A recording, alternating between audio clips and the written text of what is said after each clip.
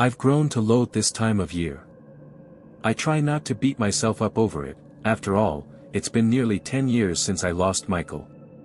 Maybe I could handle the grief better if I had even a sliver of closure about what really happened back in October 2015.